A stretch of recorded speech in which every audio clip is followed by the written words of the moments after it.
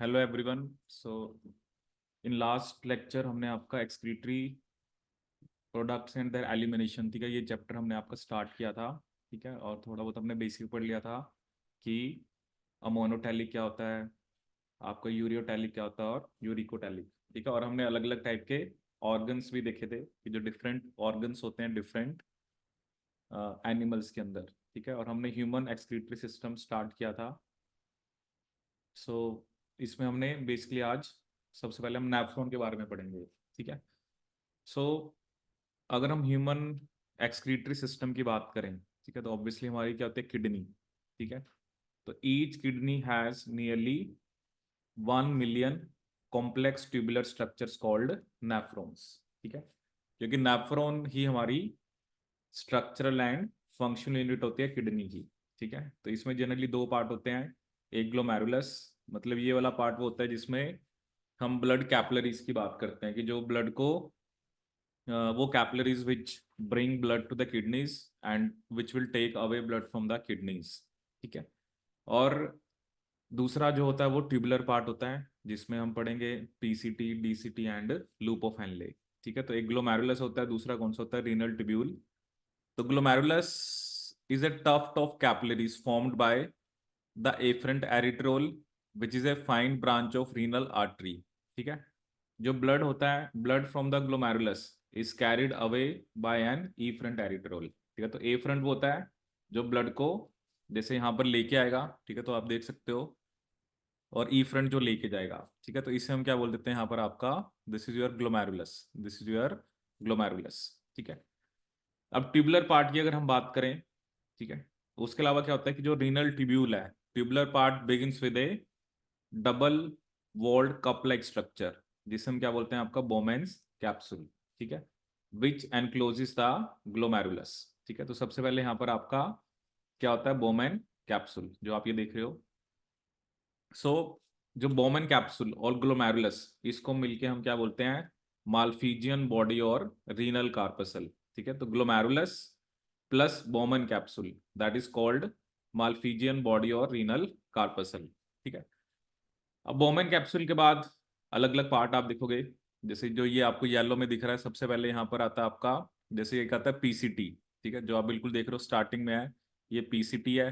ठीक है, उसके बाद ये एक लूप ऑफ हेनले होता है। ठीक है, लूप ऑफ हेनले के अंदर पहले आपका डिसेंडिंग होता है, फिर आपका असेंडिंग होता है। ठीक है, so you can see descending जो नीचे की तरफ जा रहा है, असेंडिंग जो ऊपर की तरफ जा रहा है। ठीक है, then we have a DCT, distal convoluted tubule. ठीक है, और लास्ट में क्या होती है, कलेक्टिंग डक्ट। ठीक है, लास्ट में क्या होती है, कलेक्टिंग डक्ट। ठीक है,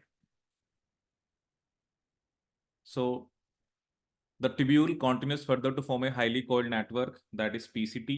ठीक है, पीसीटी के बाद जैसे मैंने आपको बताया एक hairpin shaped Henle's loop होता है। ठीक है, उसके बाद जो नेक्स्ट पार्ट होता है दैट इज, और इसमें मतलब दो पार्ट होते हैं, डिसेंडिंग एंड असेंडिंग लिम्ब। ठीक है, the ascending limb continues as another highly coiled tubular region, जिसे हम क्या बोलते हैं, डीसीटी, जिसे हम क्या बोलते हैं, डीसीटी। ठीक है, the DCTs of many nephron open, जैसे अब क्या होता है ना, ये तो सिर्फ हमने एक ही नेफ्रॉन दिखाया ना, तो जैसे बहुत सारे नेफ्रॉन्स के जो डीसीटी होते हैं वो कहाँ पे जाके ओपन होते हैं, आपके कलेक्टिंग डक्ट में। वो कहाँ पे जाके ओपन होते हैं, आपके collecting duct, many of which converge and open into renal pelvis through medullary pyramids in the calyces. ठीक है, जैसे आप अगर इस डायग्राम को देखो ना, तो बेसिकली क्या हो रहा है, मतलब ये जो पोर्शन है ना, यहाँ पर आपका बेसिकली क्या है, नेफ्रॉन्स है। ठीक है, अगर हम यहाँ पर इसको लेवल करें तो आप कह सकते हो कि ये जो पार्ट है ना, यहाँ पे आपके नेफ्रॉन्स है। ठीक है, तो अब बहुत सारे नेफ्रॉन्स हैं, जैसे आप कह रहे हो एक किडनी के अंदर 1 मिलियन है। ठीक है, तो उनसे जो भी बेसिकली क्या आ रहा है, उनसे जो भी मतलब उनसे जो भी पास हो रहा है वो भी हम पढ़ेंगे, पूरा मैकेनिज्म क्या क्या आता है। तो वो कलेक्टिंग डक्ट में आता है। ठीक है, कलेक्टिंग डक्ट से में भी वो फिर आपका आगे जैसे ये पिरामिड्स में आ रहा है, और पिरामिड से ही वो रीनल पेल्विस में, और रीनल पेल्विस से फिर वो किस में जाएगा, आगे यूरेटर में। ठीक है, और आगे फिर वो जो यूरिथ्रा होता है, और ओपनिंग के थ्रू वो यूरिन एक्सक्रीट करते हैं। ठीक है, सो तो यहाँ पर यही लिखा हुआ है कि पहले कलेक्टिंग डक्ट में many of which converge and open into the renal pelvis through medullary pyramid in the calyces. ठीक है।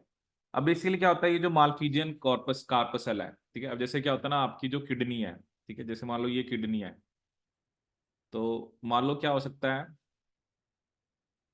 जैसे अपना बाहर वाला पार्ट होता है कोर्टेक्स, अंदर वाला होता है मेडुला। ठीक है। जैसे ना दो टाइप के नेफ्रॉन होते हैं। जैसे एक टाइप का नेफ्रॉन मान लो मैंने ऐसे ही बनाया, जैसे ये यहाँ पर ऐसे होंगे, ठीक है, मैं अभी इसको ऐसे स्ट्रेट बना रहा हूँ। तो जैसे ये आपका बोमेन कैप्सूल है, ठीक है, ये क्या आपका बोमेन कैप्सूल, ये पीसीटी है, ठीक है, ये आपका जैसे लूप ऑफ हेनले है, ठीक है, और फिर आगे क्या जा रहा है आपका, ये डीसीटी, ठीक है। तो ये जैसे ऐसे जाएगा यहाँ से, ठीक है। एक बार मैं इसको थोड़ा सा, जैसे ये आपका बोमेन कैप्सूल है, ठीक है, तो बेसिकली यहाँ से आपका ये लूप ऑफ हेनले जा रहा है, ठीक है, जैसे ये यहाँ से ऐसे ये लूप ऑफ हेनले जाएगा, ठीक है, और आगे आपका क्या होगा, ऐसे यहाँ पर डीसीटी, ठीक है। अब ये जो लूप ऑफ हेनले है, तो कुछ नेफ्रॉन्स में तो लूप ऑफ हेनले जैसे छोटा होता है, ठीक है, उनमें लूप ऑफ हेनले छोटा होता है। कुछ नेफ्रॉन्स में लूप ऑफ हेनले जो है ना वो बड़ा होता है, ठीक है। तो बेसिकली क्या होता है कि जिनमें लूप ऑफ हेनले छोटा होता है उन्हें बोलते हैं कॉर्टिकल, क्योंकि ये जो तीनों पार्ट है ना, बोमेन कैप्सूल, पीसीटी, डीसीटी, ये जनरली यहाँ पर होते हैं, जो कोर्टेक्स वाला पार्ट है। और लूप ऑफ हेनले जो है वो बेसिकली आपका मेडुला की तरफ होता है, ठीक है। अगर तो छोटे ही हैं तो मतलब वो ज्यादा डीप नहीं है अगर मेडुला में, तो उसे हम कॉर्टिकल बोलते हैं। लेकिन जिनके लूप ऑफ हेनले बड़े होते हैं, ठीक है, क्योंकि वो तो मेडुला के अंदर की तरफ है ज्यादा, उन्हें बोलते हैं मेडुलरी नेफ्रॉन, ठीक है। तो जिनका लूप ऑफ हेनले छोटा होता है उन्हें बोलते हैं कॉर्टिकल, उन नेफ्रॉन्स को हम क्या बोलते हैं, कॉर्टिकल। बट वो नेफ्रॉन्स जिनका लूप ऑफ हेनले बड़ा होता है उन्हें हम क्या बोलते हैं, मेडुलरी नेफ्रॉन्स, उसे हम क्या बोलते हैं, मेडुलरी नेफ्रॉन्स, ठीक है। तो देखते हैं इसके बारे में। सो पीसीटी हो गया, लूप ऑफ हेनले, डीसीटी। अब देखो ये क्या कह रहा है कि जो मालफिजियन कार्पसल है, ठीक है, पीसीटी और जो डीसीटी है वो कहाँ पर सिचुएटेड होते हैं, कॉर्टिकल रीजन ऑफ किडनी में, ठीक है। लेकिन लूप ऑफ हेनले कहाँ पर डिप होता है, मेडुला में, ठीक है। In majority of nephron the loop of Henle is too short, ठीक है, and extends only very little into the medulla, ठीक है। मेजोरिटी ऑफ नेफ्रॉन्स में लूप ऑफ हेनले छोटा होता है और वो काफी थोड़ा ही, little, it extends only very little into medulla. तो इन नेफ्रॉन्स को हम क्या बोलते हैं, कॉर्टिकल, ठीक है। In some of the nephrons the loop of Henle is very long, ठीक है, and runs deep into medulla. These nephrons are called juxta medullary nephrons, ठीक है। तो दो टाइप के नेफ्रॉन होते हैं, वो नेफ्रॉन जिनका लूप ऑफ हेनले छोटा होता है और वो मतलब they extends only very, you can say very little into the medulla, तो उन्हें हम क्या बोलते हैं, आपके cortical. And those nephrons which extend, जो आपका काफी डीप होते हैं, उन्हें हम क्या बोलते हैं, आपके मेडुलरी नेफ्रॉन्स, ये जक्स्टा मेडुलरी।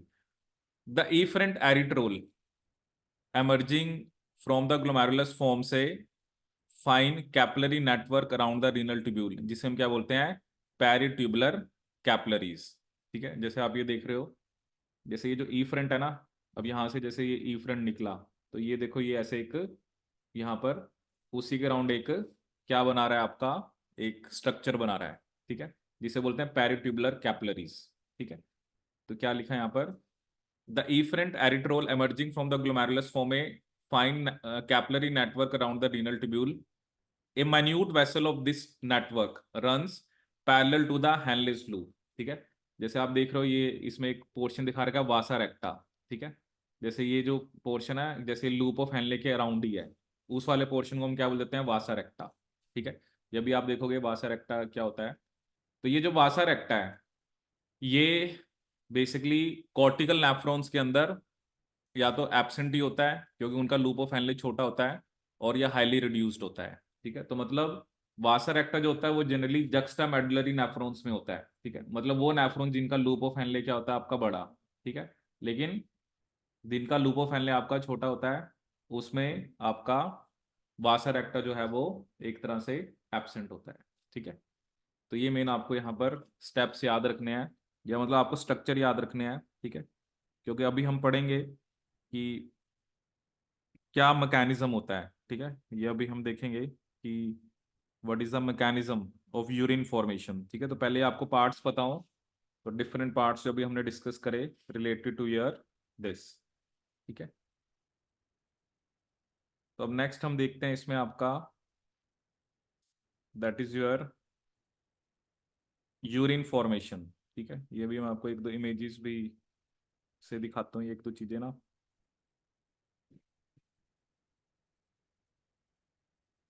ठीक है, तो पहले देखते हैं यूरिन फॉर्मेशन में क्या होता है, ठीक है। व्हाट इज यूरिन फॉर्मेशन, ठीक है। तो यूरिन फॉर्मेशन के अंदर मेनली 3 मेन प्रोसेस होते हैं, ठीक है। तो देखते हैं कौन कौन से प्रोसेस होते हैं। सबसे पहले होता है ग्लोमेरुलर फिल्ट्रेशन, ठीक है, glomerular filtration. Then we have reabsorption, और उसके बाद क्या होता है सिक्रीशन, ठीक है। तो ये अलग अलग पार्ट्स में होते हैं, जैसे फिल्ट्रेशन, रीअब्जॉर्प्शन एंड सिक्रीशन, ठीक है। तो पहला स्टेप क्या होता है, is the filtration of blood which is carried out by glomerulus and is called glomerular filtration, ठीक है। क्योंकि ब्लड जो है वो ग्लोमेरुलस से आपने उसको कहाँ पे लेके जाना है, बोमेन कैप्सूल, ठीक है ना। जैसे जो भी ब्लड आया है, ठीक है, उसको हमने फिल्टर करना है। फिल्टर करने का मतलब है ना, जो वेस्ट है उसको निकालना है बस, ठीक है। On an average 1100 to 1200 ml of blood is filtered by kidneys per minute, ठीक है, विच कॉन्स्टिट्यूट रफली 1/5 of the blood pumped by each ventricle of the heart in a minute, ठीक है।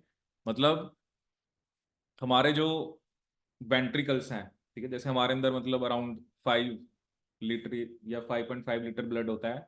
तो वो क्या करे कि ऑन एन एवरेज जितना भी ब्लड हमारे अंदर है, तो उसका 1/5, जो टोटल ब्लड का 1/5 है, उसको किडनी फिल्टर करती है, विच कॉन्स्टिट्यूट रफली 1/5 of the blood pumped by each ventricle of the heart in a minute. The glomerular capillary blood pressure causes filtration of blood through 3 layers, ठीक है। तो ये जो फिल्ट्रेशन हो रहा है ना, इसमें 3 लेयर्स होती हैं। ये जो ग्लोमेरुलर कैपिलरी ब्लड प्रेशर, एक होता है आपका endothelium of glomerular blood vessel, ठीक है। जैसे मान लो ये आपका स्ट्रक्चर है, अगर यहाँ पर जैसे मैं आपको स्ट्रक्चर बना के दिखाऊं, तो जैसे ये आपका, जैसे ये ग्लोमेरुलस है, ठीक है। इधर आपकी जो टफ टफ कैपिलरी है, ठीक है, जैसे मैं इसको थोड़ा सा सिंप्लीफाइड फॉर्म में दिखा रहा हूँ कि वो है जो ब्लड को लेके आती है, ठीक है।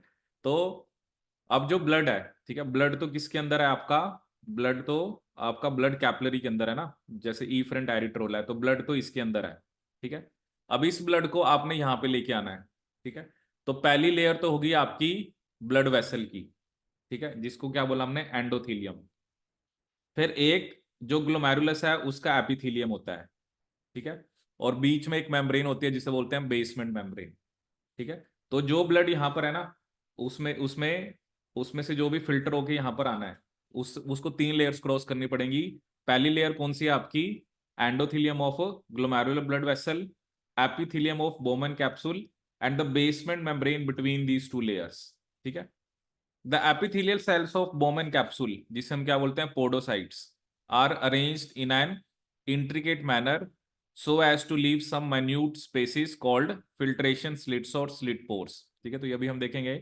कहते हैं ये जो बोमन कैप्सूल होता है, इसमें कुछ स्पेशल सेल्स होते हैं पोडोसाइट्स, ठीक है। वो ऐसे अरेंज होते हैं कि बस मतलब छोटे छोटे स्पेसिस ही हो, ठीक है, ताकि जो बड़े प्रोटीन्स हैं वो ना यहाँ पे आए, ठीक है। जैसे आप देख सकते हो, blood is filtered so finely through these membrane that almost all the constituent of plasma except the proteins pass on to the lumen of Bowman capsule। मतलब बड़े जो प्रोटीन होते हैं ना, जो बड़े बड़े प्रोटीन्स हैं, उनको छोड़ के, जैसे अब हमें तो मेनली जैसे यूरिया को रिमूव करना है, या कोई चीज जो एक्सेस में है, जैसे ग्लूकोस एक्सेस में है, या कोई अमीनो एसिड एक्सेस में है, ठीक है, तो वो बेसिकली यहाँ पर आ जाएंगे, ठीक है।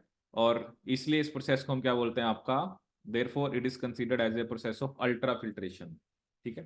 तो अभी हमने इसमें सिर्फ फर्स्ट स्टेप पढ़ा है, कौन सा, ग्लोमेरुलर फिल्ट्रेशन, ठीक है।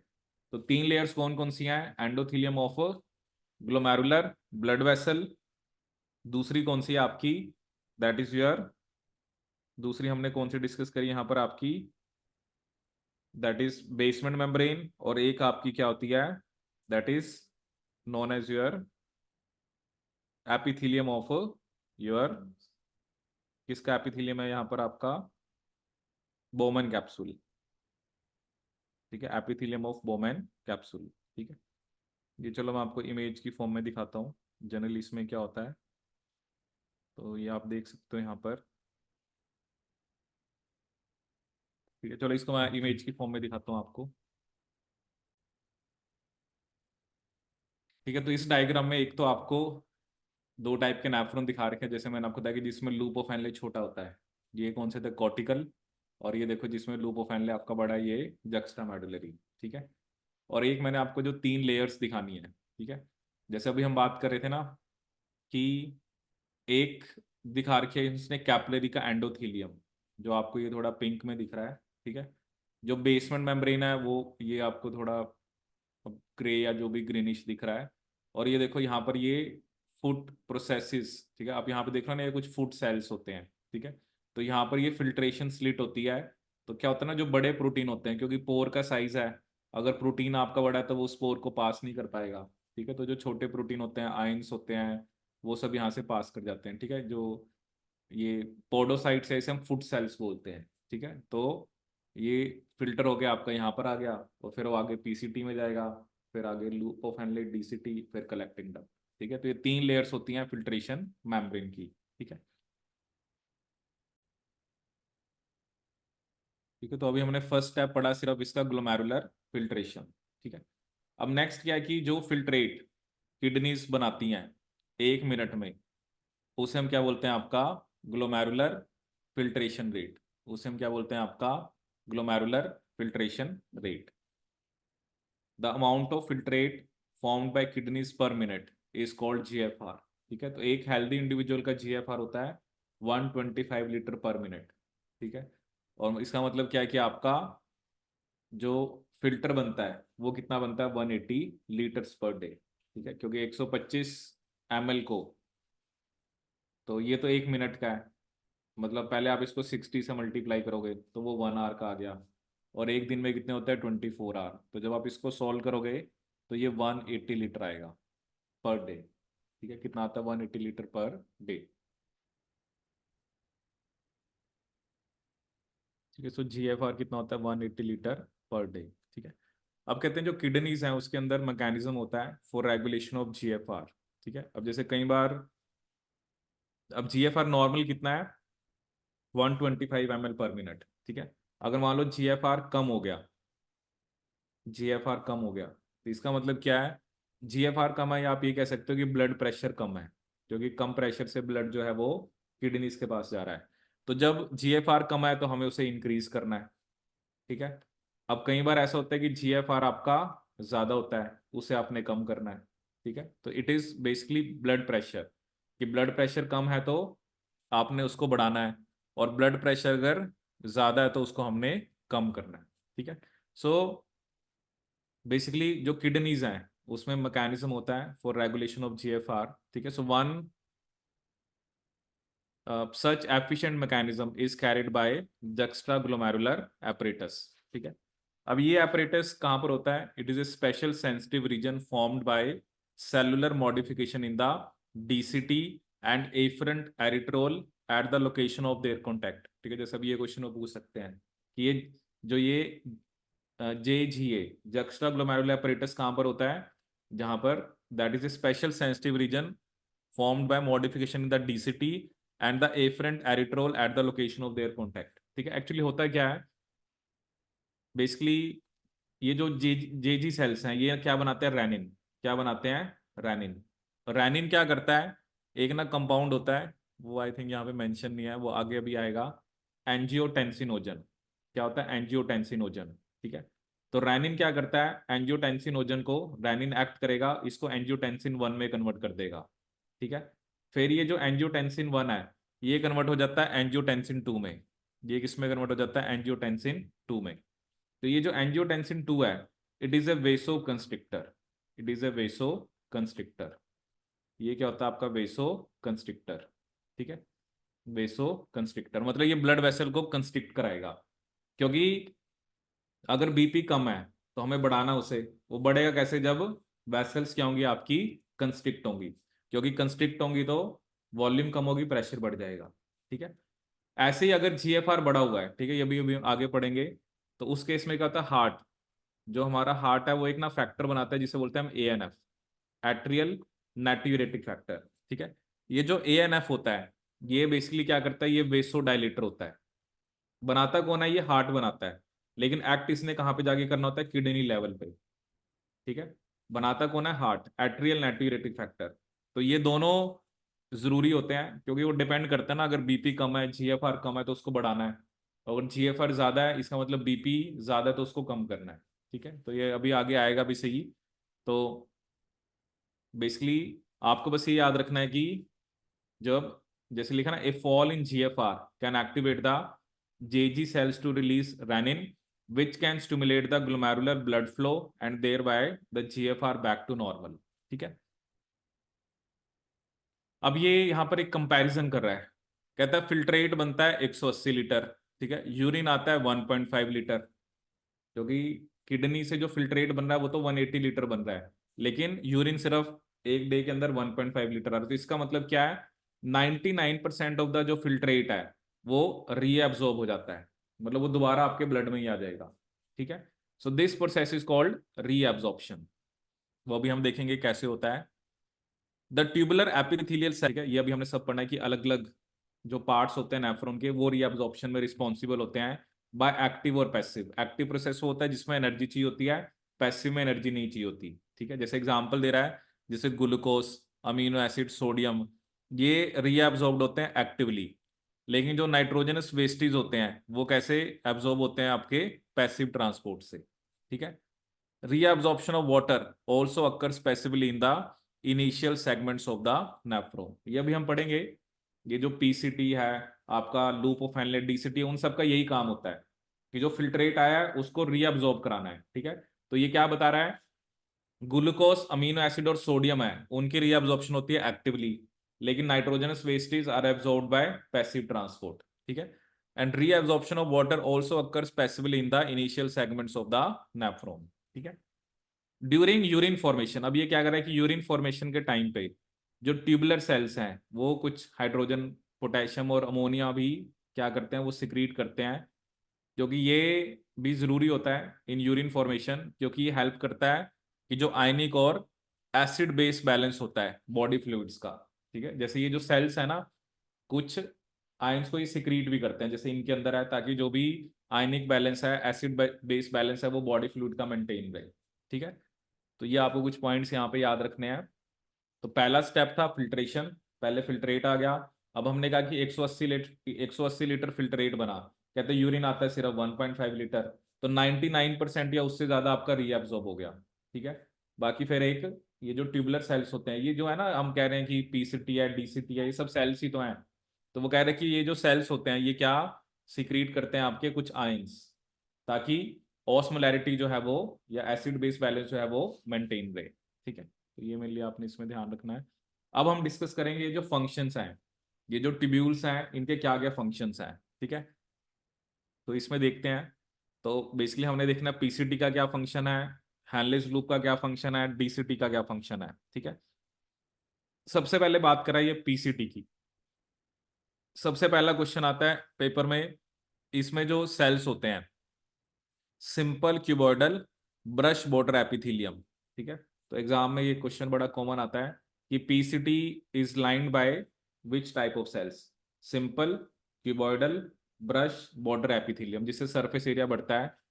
दूसरा मेन बात, nearly all of the essential nutrients and 70 to 80% of electrolytes and water are reabsorbed by this segment.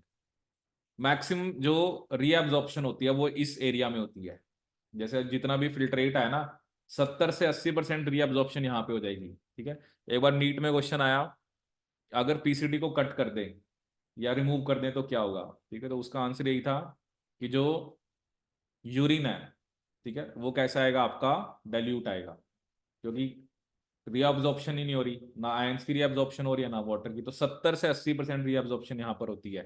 ठीक है, इसके अलावा पीसीटी के जो सेल्स हैं वो पीएच आयनिक बैलेंस में भी उनका रोल होता है, क्योंकि वहां पर थोड़ा बहुत सिक्रीशन होता है हाइड्रोजन आयंस का और अमोनिया का। ठीक है, और एब्जॉर्प्शन किसकी होती है, बाइकार्बोनेट की। ठीक है, वो तो चलो, जैसे वही है ना कि सेल्स हैं, कुछ चीजें को वो मतलब रीअब्सॉर्ब करा रहे हैं, रीअब्सॉर्ब करके वो दोबारा कहाँ पे जाएंगी, आपके ब्लड के अंदर। ठीक है, हम्म, हाँ, मतलब जो जैसे जैसे वासा रेक्टा साइड में है, क्योंकि ब्लड तो उसी में है ना जो वासा रेक्टा में है, या जो भी मतलब आर्टरीज हैं, ठीक है, जो एरिट्रोल जो भी आप कह लो, ठीक है। जैसे अभी अब आगे आएगा ये कि बेसिकली कैसे रीअब्जॉर्प्शन होती है, ठीक है। तो PCT simple cuboidal brush border epithelium, first question ये आता है। दूसरा क्वेश्चन आता है कि 70 से 80% रीअब्जॉर्प्शन यहाँ पर होती है। पीएच और आयनिक बैलेंस में भी इसका रोल है, by selective secretion of hydrogen ions and ammonia and absorption of your bicarbonate, ठीक है। नेक्स्ट अगर हम बात करें हैनलेस लूप की, ठीक है। अब जैसे आप ये देख सकते हो, जैसे ये देखो, ये दिखा रखा है आपका पीसीटी, ठीक है। ये क्या दिखा रहा है आपका लूप ऑफ हैनले, ठीक है। अब यहाँ पे इसने दिखा रखा है ना, जैसे ये कुछ चीजें, जैसे बाइकार्बोनेट, इसका उसने क्या दिखा रखा है, जैसे हाइड्रोजन दिखा रखा है, अमोनिया दिखा रखा है, ठीक है। तो न्यूट्रिएंट्स हैं, ठीक है। तो कुछ चीज़ों की एब्जॉर्प्शन होती है, कुछ चीज़ें जैसे इसने क्या दिखा रखी है, सिक्रीशन होती है, ठीक है। तो सिक्रीशन जैसे इसने हाइड्रोजन और अमोनिया की दिखा रखी है, और इन सब की एब्जॉर्प्शन दिखा रखी है, bicarbonate, NaCl, water, nutrient, potassium, ठीक है।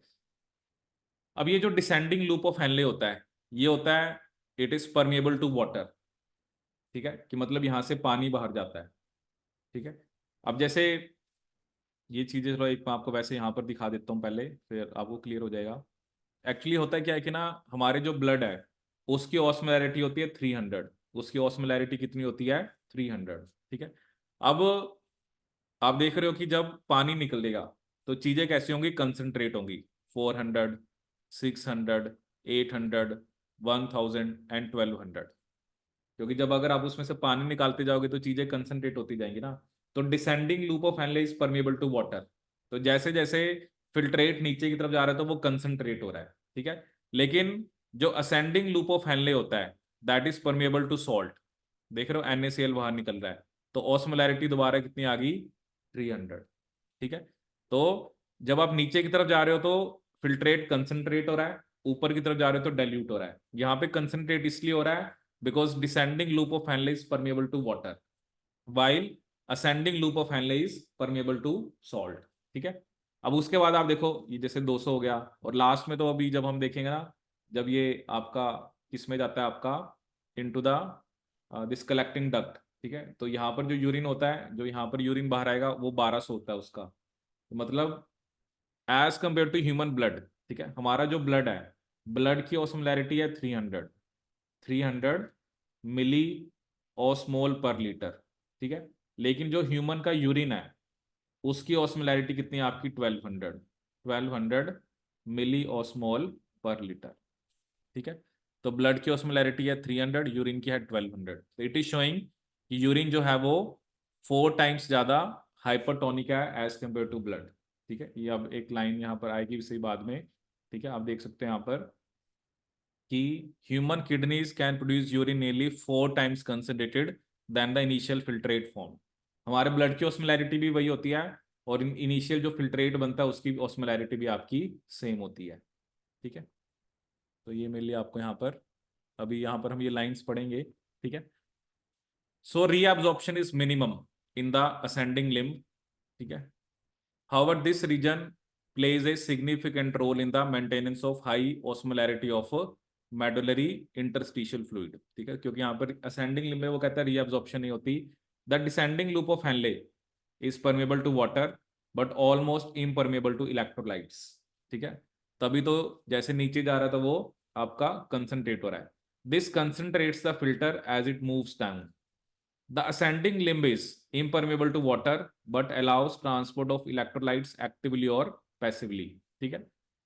सो जब फिल्ट्रेट नीचे की तरफ आ रहा है तो चीजें कंसंट्रेट हो रही हैं, ठीक है। लेकिन असेंडिंग लिम्ब ऑफ हैनले उसने क्या लिखा, it is impermeable to water but allows transport of electrolytes actively और passively, therefore as the concentrated filtrate pass upward it gets diluted due to passage of electrolytes to the medullary fluid, ठीक है। तो जैसे जैसे आपका जो concentrated filtrate है जैसे वो ऊपर की तरफ जाएगा, ठीक है, तो वो कैसा होता जाएगा आपका, डाइल्यूटेड, ठीक है, due to the passage of electrolytes to the medullary fluid, ठीक है। तो ये मेरे लिए आपको यहाँ पर ध्यान रखना है। तो जैसे जैसे वो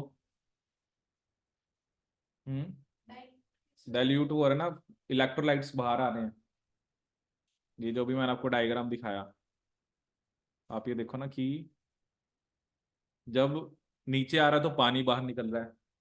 अब जैसे ऊपर की तरफ जा रहा है तो सॉल्ट बाहर निकल रहा है ना। तो चीज अगर सॉल्ट बाहर निकलेगा तो चीजें डाइल्यूट होंगी, और पानी बाहर निकलेगा तो चीजें कंसंट्रेट होंगी। जितना ज्यादा वाटर होता है उतनी चीज ज्यादा डाइल्यूट होती है ना, और जितना ज्यादा सॉल्ट होता है उतना ज्यादा आपका बेसिकली क्या होता है, वो कंसंट्रेटेड होता है। ठीक है, तो ये अच्छे से आपने ना फैक्ट याद रखना है। Descending loop of Henle is permeable to water, ascending loop of Henle is impermeable to water, but it allows transport of electrolytes. ठीक है, फिर आता है डीसीटी। ठीक है, तो यहाँ पर कंडीशनल, अगर जरूरत पड़ी तो यहाँ पर सोडियम और वाटर की रीअब्जॉर्प्शन होगी। ठीक है, DCT is capable of reabsorption of bicarbonate and selective secretion of hydrogen, potassium and ammonia to maintain the pH and sodium potassium balance in the blood. ठीक है, तो कंडीशनल रीअब्जॉर्प्शन, अगर जरूरत पड़ी तो सोडियम और वाटर की रीअब्जॉर्प्शन यहाँ पर होगी।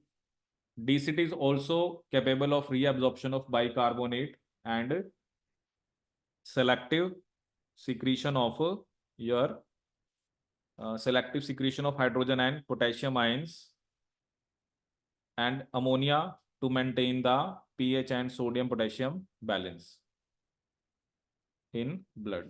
ठीक है, तो ये मेरे लिए आपको यहाँ पर ध्यान रखना है। ठीक है, तो डीसीटी, ये हमने किसकी बात करी, आपकी डीसीटी की।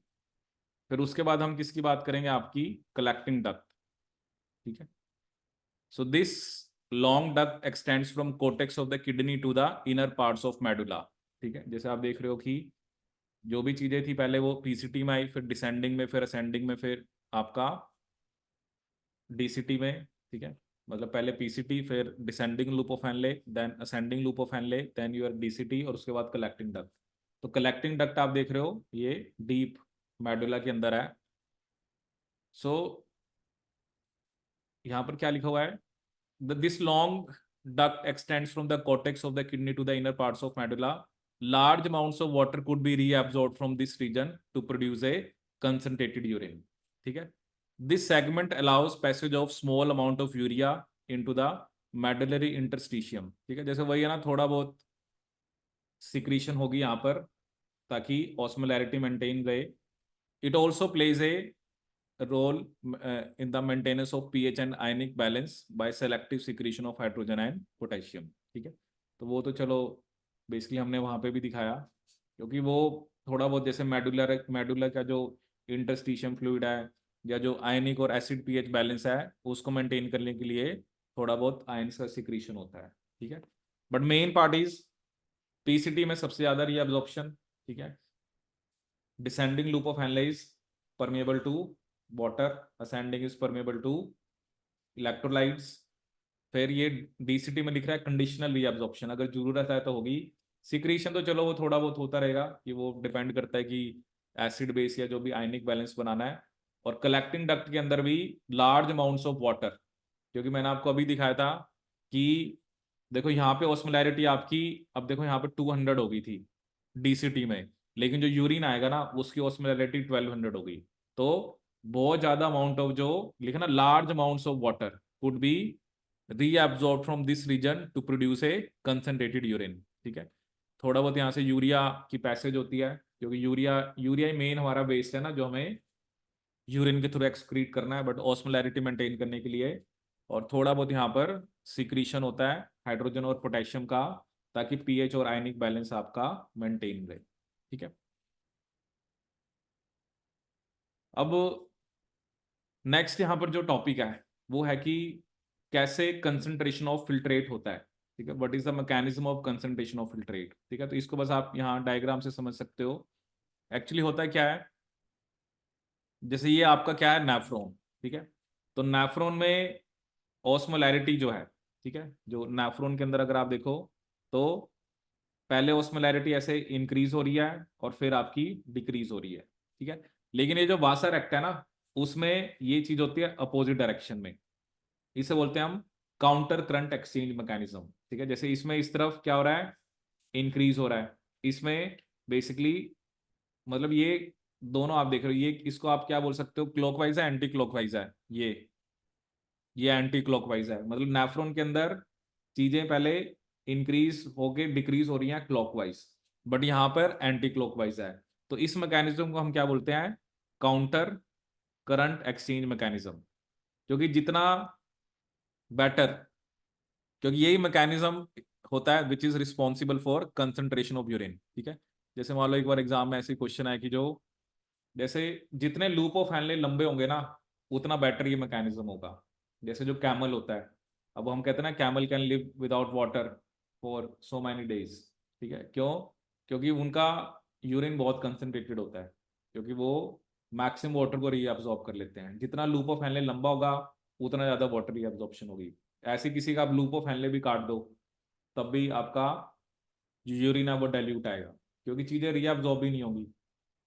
ठीक है, तो जितना बड़ा loop of Henle, they have better counter current exchange mechanism. ठीक है, क्योंकि जो पानी को लॉस नहीं करना चाहते ना, ठीक, जैसे हमने एक हम उसमें पढ़ते हैं केमिकल कोऑर्डिनेशन में जैसे एडीएच, एंटी डायूरेटिक हार्मोन, जब बॉडी में पानी की कमी हो जाती है तो क्या होता है?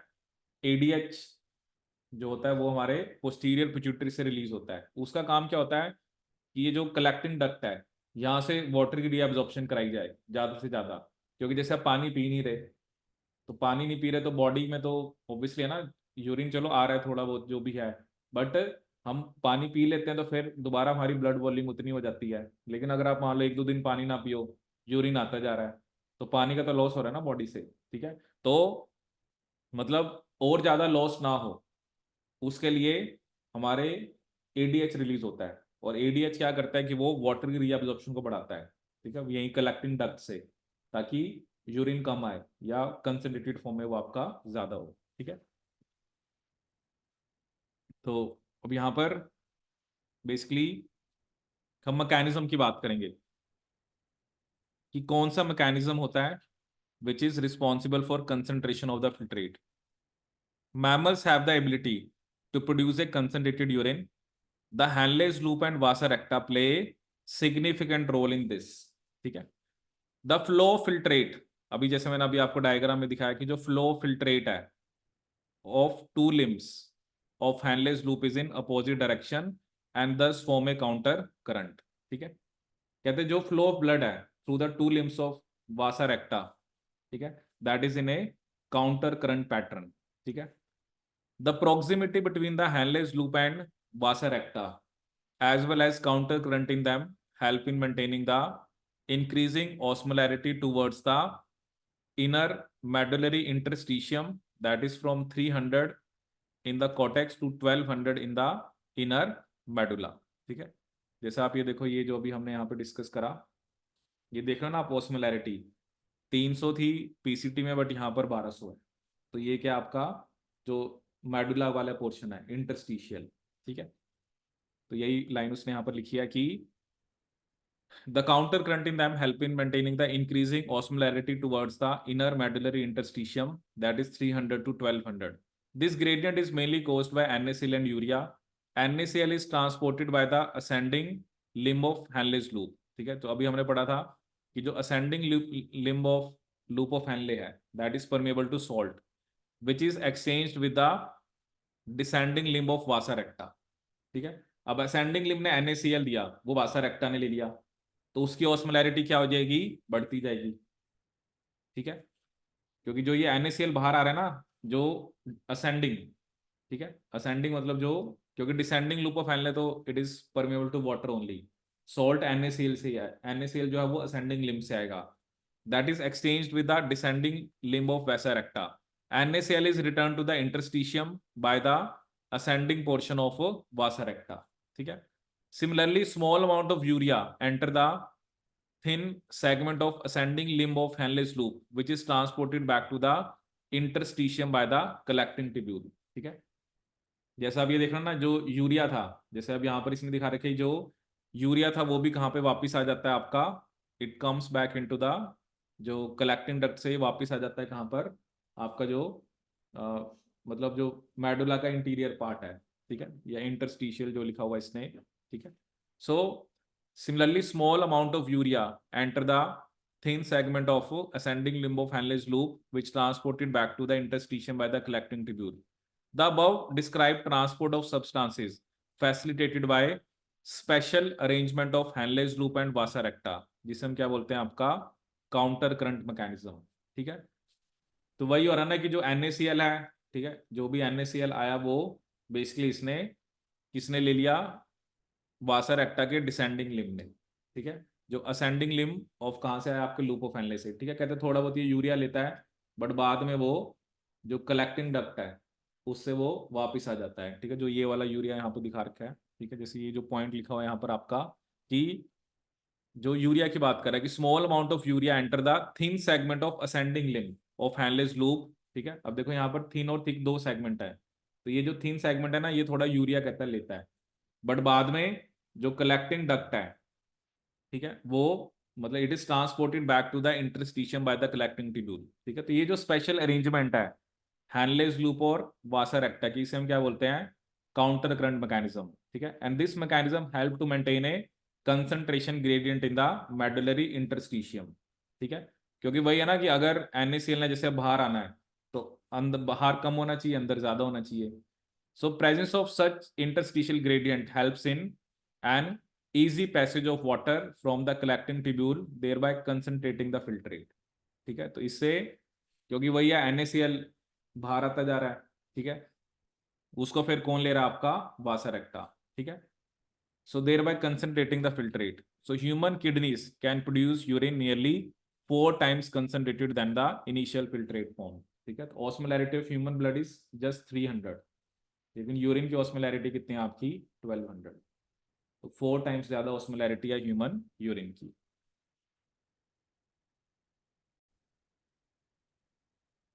ठीक है, सो नेक्स्ट टॉपिक है रेगुलेशन ऑफ किडनी फंक्शन। ठीक है, तो function of kidneys is efficiently monitored and regulated by hormonal feedback mechanism involving the hypothalamus.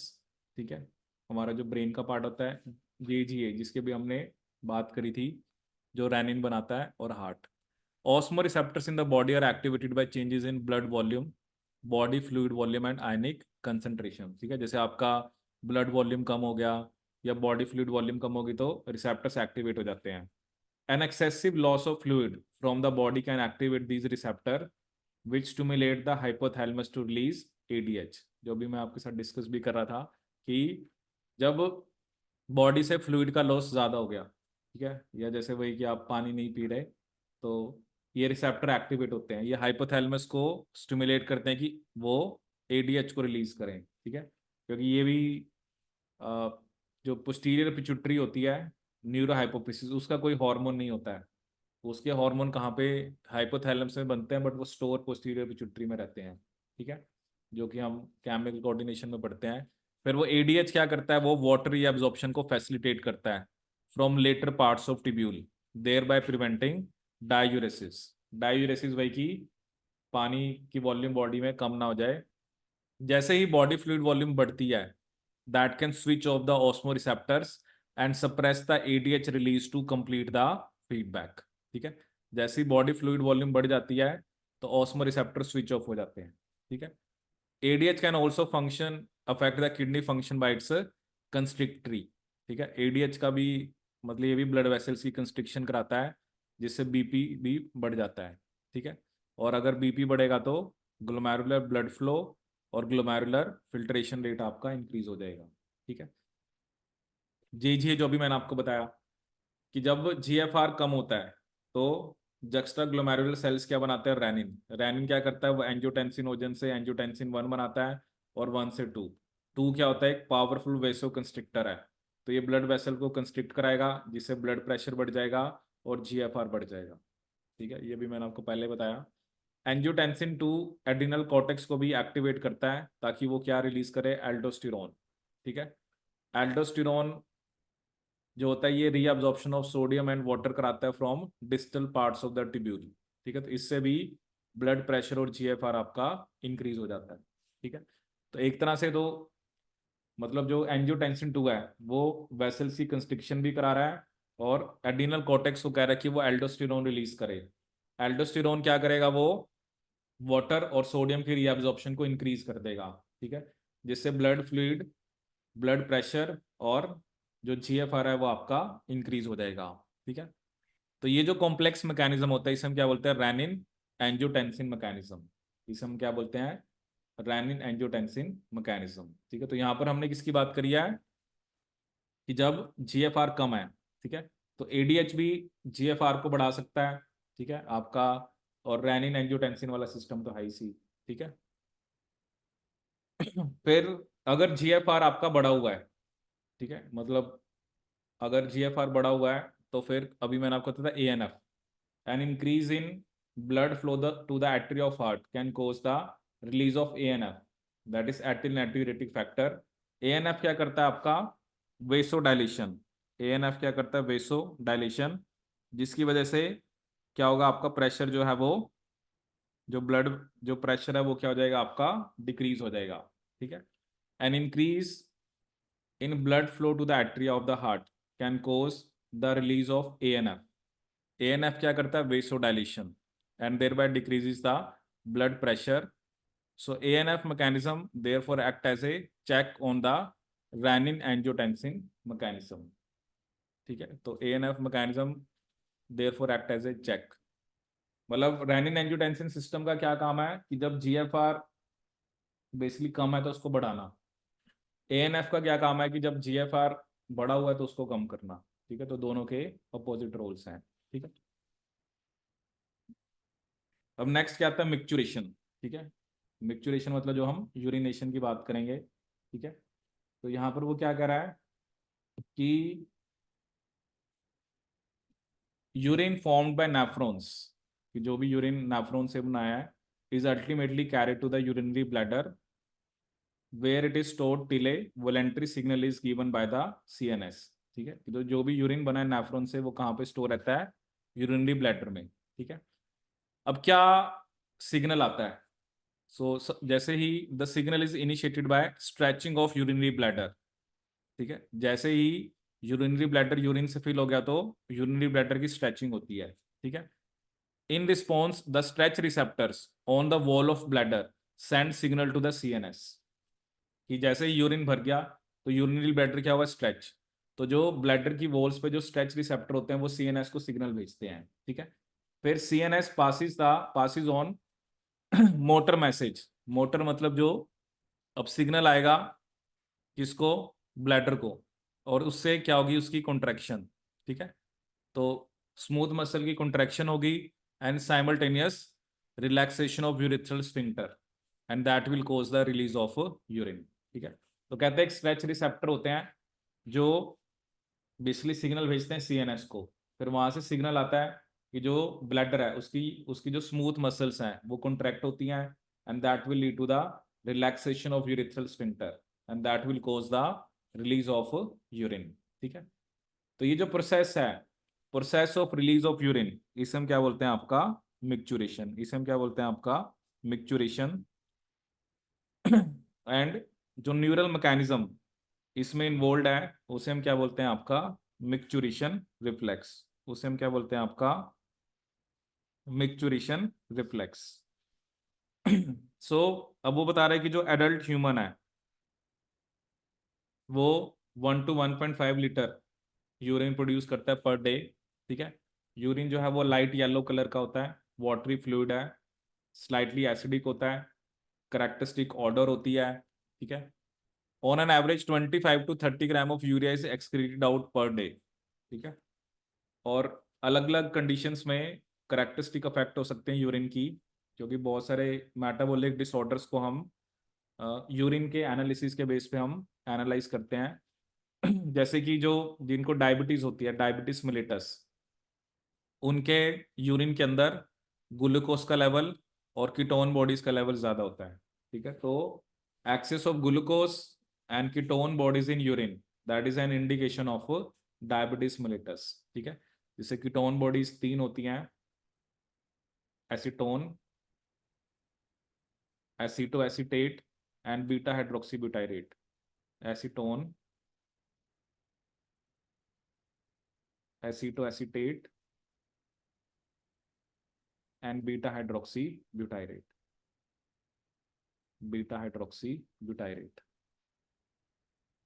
Beta hydroxybutyrate, acetone, aceto acetate and beta hydroxy butyrate. एसीटोन तो volatile होता है, तो वो तो एक तरह से उड़ जाता है, लेकिन एसीटो एसीटेट और बीटा हाइड्रोक्सी ब्यूटाइरेट का लेवल ब्लड में भी बढ़ जाता है और यूरिन में भी। ठीक है, तो ग्लूकोज का यूरिन में ज़्यादा होना और कीटोन बॉडीज का ज़्यादा होना, ऐसे ब्लड में भी दोनों चीज़ें ज़्यादा होती हैं, बट क्योंकि अभी हम एक्सक्रीटरी सिस्टम की बात कर रहे हैं तो that is an indication of diabetes mellitus. ठीक है, अब नेक्स्ट क्या है कि जो अदर ऑर्गन्स हैं, ठीक है, चलो अभी तो हमने मेनली किडनी की बात करी, लेकिन किडनी के अलावा लंग्स की बात करें जो CO2 को रिमूव करते हैं, लीवर हो गया, स्किन हो गया, तो जो हमें स्वेटिंग होती है उसके थ्रू भी एक्सक्रीटरी वेस्ट जो है वो रिमूव होते हैं। ठीक है, अगर हम लंग्स की बात करें तो हमारे जो लंग्स हैं they can remove large amount of CO2 approximately 200 ml पर मिनट। ठीक है, and also significant quantities of water every day. ठीक है, लार्ज जो लीवर जो हमारी सबसे लार्जेस्ट ग्लैंड है वो सिक्रीट करती है bile containing substances like bilirubin, biliverdin, cholesterol, degraded steroid hormones, vitamin and drugs. ठीक है, जो लीवर है वो हमारी लार्जेस्ट ग्लैंड है, वो क्या सिक्रीट करती है, जो बिलीरुबिन बिलीवर्डिन। ठीक है, ये कैसे बनते हैं, जो हीमोग्लोबिन के ब्रेकडाउन से, हीमोग्लोबिन के ब्रेकडाउन से क्या बनता है आपका, बिलीरुबिन एंड बिलीवर्डिन। ठीक है, so most of these substances ultimately pass out along with digestive wastage। ठीक है, तो ये कौन आपका सिक्रीट करता है, लीवर। ठीक है, इसके अलावा कह रहे हैं हमारे अंदर जो स्वेट और सेबेशियस ग्लैंड्स हैं वो एलिमिनेट करती हैं कुछ substances through their secretion. Sweat produced by the sweat gland is a watery fluid containing NaCl, small amounts of urea, lactic acid etcetera. ठीक है, कि जो स्वेट स्वेट ग्लैंड्स प्रोड्यूस करती हैं that is a watery fluid जिसमें NaCl होता है, urea होता है और आपका क्या होता है, लैक्टिक एसिड। ठीक है, दो the primary function of sweat is to facilitate a cooling effect, क्योंकि स्वेटिंग का मेन काम क्या होता है, जैसे होता है ना बाहर टेम्परेचर ज़्यादा है तो बॉडी को टेम्परेचर को कम करना।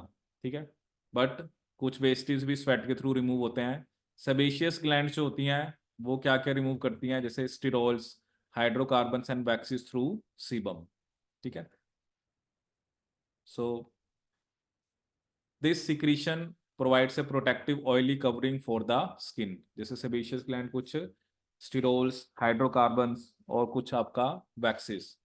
ठीक है, तो वो कह रहे हैं कि थोड़ा वो जो नाइट्रोजनस वेस्टेज हैं वो हमारी बॉडी में सलाइवा के थ्रू भी एलिमिनेट होता है। ठीक है, some of do you know the small amount of nitrogenous wastage could be eliminated through saliva too. ठीक है, तो मेनली लंग्स का काम है CO2 को रिमूव करना, लीवर जैसे कुछ सब्सटेंस जो डिग्रेड होते हैं, ठीक है, अल्टीमेटली उनको डाइजेस्टिव वेस्टेज में डाल के रिमूव करना। ठीक है, और स्वेट और सेबेशियस ग्लैंड, ठीक है, स्वेट के थ्रू नॉर्मली तो चलो वही कूलिंग इफेक्ट होता है, बट कुछ हार्मफुल सब्सटेंसेस आपके इसके थ्रू रिलीज होते हैं। ठीक है, और sebaceous gland they eliminate substances like sterol, hydrocarbon and waxes through sebum. ठीक है, मतलब ये जैसे कईयों की स्किन होती है ना, जैसे ऑयली होती है हम बोलते हैं, तो वही होता है कि उनके अंदर में भी ऑयल ज़्यादा वो हो रहा है, तो ये सेबेशियस ग्लैंड्स होती हैं हमारे यहाँ पे ना, जैसे ऑयल की कवरिंग होती है जैसे फेस के ऊपर। अब कईयों में तो ये होता है कि ज़्यादा होता है तो कईयों को तो एक्ने जैसे हो जाता है, क्योंकि वहाँ पर बैक्टीरिया वगैरह भी ग्रो करने लग जाते हैं, होता है ना कईयों को जैसे एक्ने हो जाता है। ठीक है, तो ये सब हम सीबम के कॉन्टेक्स्ट में बोलते हैं। और लास्ट टॉपिक क्या है, disorders of the excretory system. ठीक है, अगर हमारी किडनीज काम नहीं कर रही तो that will lead to accumulation of urea in blood, जिसे हम क्या बोलते हैं, यूरीमिया। ठीक है, which is highly harmful and may lead to kidney failure. ठीक है, अब वही है ना कि अगर आपकी किडनी काम ही नहीं कर रही तो यूरिया कैसे, वो तो फिर ब्लड में एक्यूमुलेट होना स्टार्ट हो जाएगा। तो इन पेशेंट में हम यूरिया को एक प्रोसेस से रिमूव करते हैं जिसे बोलते हैं हीमोडायलिसिस। ठीक है, तो हीमोडायलिसिस में क्या किया जाता है कि जो ब्लड है that is drain from A convenient artery is pumped into A dialysing unit, जिसे हम क्या बोलते हैं, आर्टिफिशियल किडनी। ठीक है, blood drained from a convenient artery is pumped into a dialysing unit after adding an anticoagulant। ठीक है, जैसे जो ब्लड हमने लिया है तो उसमें हम एक एंटीकोगुलेंट डाल देते हैं ताकि ब्लड जो है वो कोगुलेट ना करे। ठीक है, तो जो यूनिट होती है उसमें ना एक सेलोफेन मेम्ब्रेन होती है which is surrounded by fluid. ठीक है, हैविंग द, जो डायलाइजिंग फ्लूइड होता है, having the same composition as that of plasma except the nitrogenous wastage. ठीक है, जैसे मान लो क्या होता है ना, जैसे ये सेलोफिन मेम्ब्रेन है, ठीक है, इधर आपका ब्लड है, अब ब्लड और जो एक तरफ क्या होता है डायलाइजिंग फ्लूइड, दोनों की सेम कॉम्पोजिशन है, ठीक है, बट सिर्फ ब्लड में क्या होता है यूरिया होती है, जो कि डायलाइजिंग फ्लूइड में नहीं होती है। ठीक है, तो ये जो एक्सेस ऑफ यूरिया है ये ब्लड से किसमें चली जाएगी, डायलाइजिंग फ्लूइड में, तो आपका ब्लड क्या हो गया, फिल्टर हो गया, और इसको दोबारा फिर पेशेंट को दे दिया जाता है। ठीक है, जैसे यहाँ पर देखो लिखा हुआ है द पोरस सैलोफिन मेम्ब्रेन, कहते हैं ये जो पोरस सैलोफिन मेम्ब्रेन है of the tube allows the passage of molecules based on a concentration gradient. As nitrogenous wastes are absent in the dialysing fluid, these substances freely move out, thereby clearing the blood. The cleared blood is pumped back to the body through a vein and after adding an antiheparin to it. पहले हमने उसमें coagulant डाला था, anti coagulant डाला था, that was heparin, बाद में आपने उसमें एंटी हेपेरिन डाल देना है। आर्टरी से ब्लड निकाला और एक कन्वीनियंट वीन के थ्रू आपने दोबारा पेशेंट में दोबारा डाल देना है। ठीक है, so this method is a boon for thousands of uraemic patients all over the world. जैसे जिनकी किडनीज फेल हो जाती हैं तो they have to go for dialysis after some days, जो भी हफ्ता 10 दिन, तो उसके थ्रू यूरिया को रिमूव किया जाता है। ठीक है, फिर इसके बाद एक होता है किडनी ट्रांसप्लांटेशन। ठीक है, अगर तो बेसिकली किडनी जैसे कई बार फेल हो जाती है तो उस केस में सुटेबल डोनर से किडनी को भी लिया जाता है। ठीक है, जैसे यहाँ पर दिखा रखा है, kidney transplantation is the ultimate method in the correction of acute renal failure. A functioning kidney is used in transplantation from a donor, preferably a close relative, to minimize its chances of rejection by immune system. ठीक है, क्योंकि बिल्कुल ही family में कोई बिल्कुल ही close है, क्योंकि ये भी होता है ना, आपने ऐसी किसी किडनी दे दी तो उसको तो इम्यून सिस्टम रिजेक्ट कर देगा। तो क्योंकि कई बार आपने ये भी सुना होगा कि पर्सन जैसे एक किडनी पे रह सकता है तो दूसरी किडनी किसी और, मतलब फैमिली में जिसकी भी है, तो बट इनको भी हमें कुछ ना कुछ इम्यूनो सप्रेसेंट लेने पड़ते हैं, क्योंकि अगर इम्यून सिस्टम एक किडनी को फॉरन रिकग्नाइज कर ले तो फिर तो कोई फायदा नहीं है ना। ठीक है, so modern clinical procedures have increase the success rate of such complicated technique. ठीक है, फिर होता है रीनल कैलिकुलाई। कई बार आपने सुना है किडनी में स्टोन बन जाते हैं, एक स्टोन होता है गोल ब्लैडर में, एक होता है किडनी में। जैसे हम किडनी की बात कर रहे हैं तो ये जो स्टोन होता है they are insoluble mass of crystallise salt, जैसे ऑक्सलेट, ये किडनी में बन जाते हैं। ठीक है, और एक होता है glomerulonephritis, that is inflammation of glomeruli of kidney, इसे हम क्या बोलते हैं, ग्लोमेरुलोनेफ्राइटिस। ठीक है, तो ये सब हमारे, मतलब हमने कुछ डिसऑर्डर्स की बात करी कि जैसे जो यूरीमिया हो गया, किडनी में स्टोन्स बन जाते हैं, और एक हमने डिस्कस किया ग्लोमेरुलोनेफ्राइटिस। ठीक है, so with this we complete your excretory products and their elimination.